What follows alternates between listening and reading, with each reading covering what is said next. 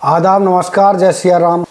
मैं विकास आर्य और आप देख रहे हैं क्राइम स्टोरीज़। तो आज कहानी इस प्रकार है। एक दिल्ली में एक जगह पड़ती है ओखला। वहाँ पर एक राघव नाम का बंदा रहता था अपने परिवार के साथ। उसकी वाइफ अन्नू भाटिया, उनके एक लड़का था और वो अपने लड़के के साथ अपने भाई के यहाँ कोई फंक्शन था, वहाँ पे जा रही थी। तो वो चाहती थी उनका पति राघव वो भी उनके साथ जाए, लेकिन राघव ने जाने से मना कर दिया। कोई काम बोल रहा था, कोई काम है मुझे, इसलिए वो मैं जा नहीं पाऊँगा। तो अन्नू भाटिया और अपने बेटे को लेके वो अपने भाई को लेकर अपने भाई के पास चली जाती है द्वारिका। एक चीज़ और, ये डेली फ़ोन करती थी राघव अपने पति के पास हालचाल पूछने के लिए, ठीक हो, क्या कर रहे हो, ऑफिस पे हो, कहाँ पे हो। तो 2-3 दिन तक बात हुई उनकी। फिर अचानक फिर एक दिन फ़ोन करा उन्होंने। 4 अगस्त 2022 की बात है। फ़ोन करा तो फ़ोन स्विच ऑफ मिला राघव का। अब अन्नू भाटिया घबराई। चलो सोचा होगा, चलो कोई बात होगी, फ़ोन स्विच ऑफ होगा, फ़ोन डाउन हो गया होगा। अगले दिन फिर फ़ोन करती है वही 12 बजे के आसपास।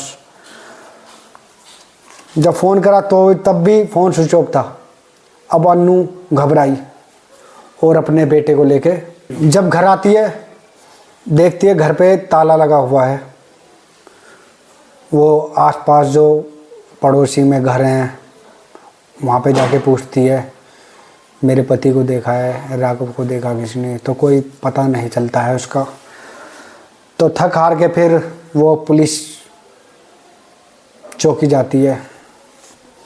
पुलिस चौकी जाकर अपनी रिपोर्ट लिखाती है। जाके बोलती है मेरा पति 2 दिन से गायब है। अपनी आप बीती बताती है, ये ऐसे ऐसे हुआ था। पुलिस रिपोर्ट लिख लेती है।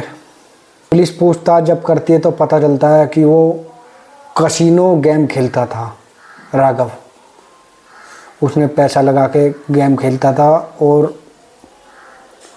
अपने दोस्तों को बताता था, आज मैं इतने रुपये जीत गया, आज मैं इतने पैसे जीत गया, जबकि वो लॉस में था। मैंने वहाँ पे पैसे दे दिए, वहाँ से मिलने रहे, आज तुम मेरे को उधार दे दो, मैं कल को तुम्हें दे दूँगा। तो राघव वहीं पे एक ओखला में दुकान थी नाई की, बाल काटता था, सैलून।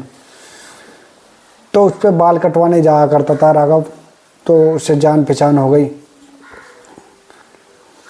तो राघव ने नाई, गरीब आदमी तो होते ही हैं, उनसे 10,000 रुपये मांगे थे।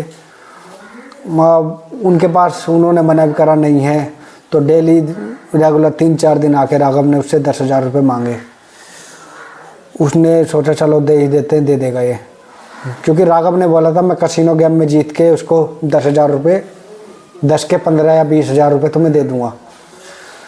तो राघव ने 10,000 रुपये लिए थे, वो भी कसिनो गेम में वो हार गया। दोबारा वो मांगा, उनने दोबारा मांगने की कोशिश करी नाई से, सैलून वाला था जो। तो उसने हिचकिचाया, मेरे पहले पैसे वो ही नहीं मिले तो अब तक मैं कैसे दूँ। तो इनकी अनबन हुई बीच में।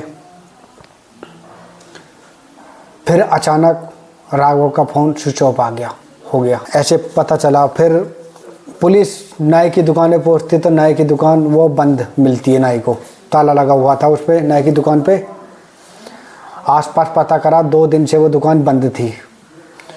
पता करा कहाँ का रहने वाला है वो, पता चला बिहार में एक ज़िला पड़ता है गया।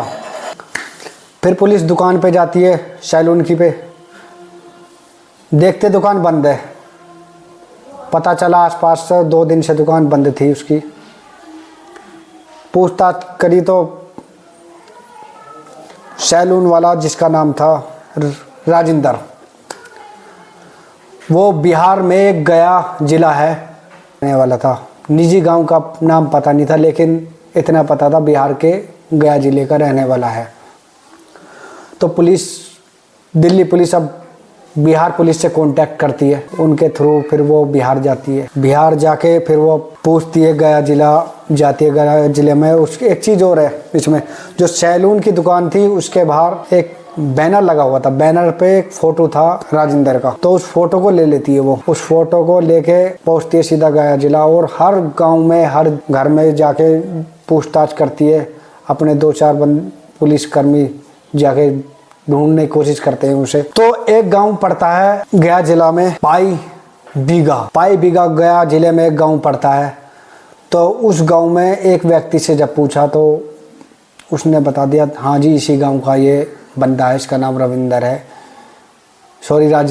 तो राजिंदर के ये घर पहुंच जाती है पुलिस। इनकी पत्नी घर पे मिलती है पुलिस को। पुलिसकर्मी अब पूछताछ करते हैं उसकी वाइफ से, कहाँ पे है, कैसे है। तो वो बताती है, तुम्हें पता गांव का इलाका, खेती वगैरह होती है, खेत पे गए हैं या खेत वगैरह पे गया था वो। तो पुलिस वेट करती है, उसका इंतजार, चुप, और बोल देती है किसी को इन्फॉर्म नहीं होना चाहिए कि उसको पता चले वो भाग जाएगा। जैसे ही राजिंदर घर आता है तुरंत उसको पुलिस पकड़ लेती है, और बिहार पुलिस को धन्यवाद करने के बाद दिल्ली ओखला आ जाती है।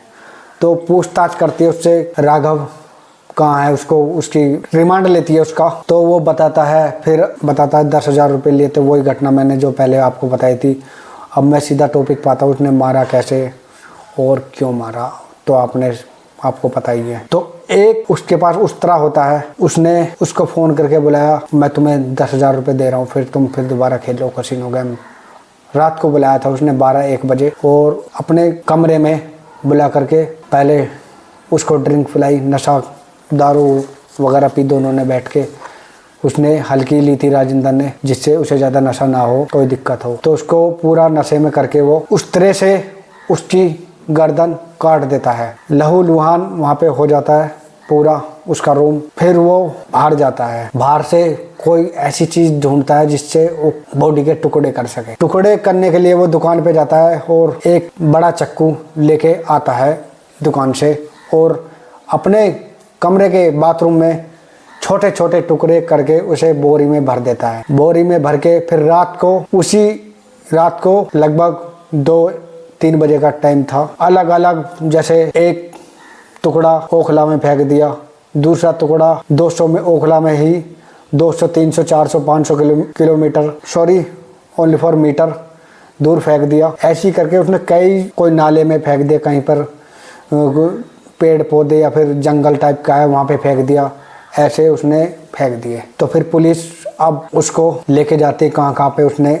ये टुकड़े फेंके, और बरामद करती है। टुकड़े बरामद करने के बाद ये कोर्ट में जाता है मामला, और राजिंदर को उम्र कैद की सजा मिलती है। सजा मिलने के बाद वो दिल्ली में तिहाड़ जेल में दिल्ली आज भी वो तिहाड़ जेल में कैद है, और उम्र कैद की सजा है, अपनी जिंदगी वहीं पर ही काट रहा है। तो दोस्तों भाइयों, कभी भी कोई भी काम करो सोच समझ के। अगर वो 10,000 रुपये उसने उसको दिए थे राघव को, अगर वो यही बात, ये हत्याकांड ना करके सीधा पुलिस के पास जाता और उनसे आप बीती बताता, मैं गरीब आदमी हूँ, ऐसे हूँ, तो शायद उसका जीवन बच जाता। वो अपने परिवार को भी साथ देता और अच्छा खाता, अच्छा पीता।